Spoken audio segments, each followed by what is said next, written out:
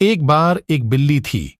वो बहुत ही चालाक और चौकस थी और उसकी इसी चालाकी और चौकसी को देखकर चूहे भी सावधान हो गए थे और अब चूहे बिल्ली के हाथ नहीं आ रहे थे। एक बार एक बहुत चालाक बिल्ली थी जो चूहों को मारकर खा जाती थी।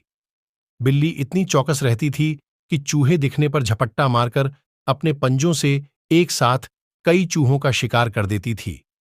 उसे डरकर धीरे धीरे चूहों ने बिलों से निकलना की कम कर दिया। बिल्ली को इस बात का एहसास हुआ, लेकिन वह कब तक इस तरह रहती। उसे तो खाने के लिए चूहे चाहिए थे। फिर उसने योजना बनाई।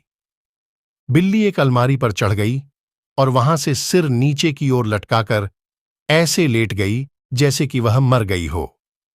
वह एक पंजे से रस्सी को पकड़कर खुद को ऊपर उठाए हुए थी।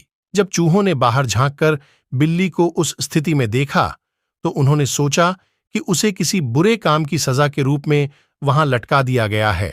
उन्होंने पास जाकर उसे ध्यान से देखा और सूंघा कि क्या वह सचमुच मर चुकी है। लेकिन जब कोई हलचल नहीं हुई तो सभी चूहों ने मान लिया कि बिल्ली मर गई है और वे जश्न मनाने लगे। तभी बिल्ली ने अपनी रस्सी छोड़ दी और इससे पहले कि चूहे अपनी आंखों पर विश्वास कर पाते, उसने 3 चूहों को अपने पंजों में पकड़ लिया। बचे हुए सभी चूहे अपने बिलों की ओर भाग खड्डाहे हुए।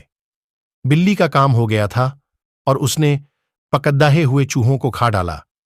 इस तरह बिल्ली ने इस बार तो अपना पेट भर लिया, लेकिन चूहे अब और भी ज्यादा सतर्क हो गए। लेकिन इसके बाद अगले दिन से बिल्ली फिर भूखी थी।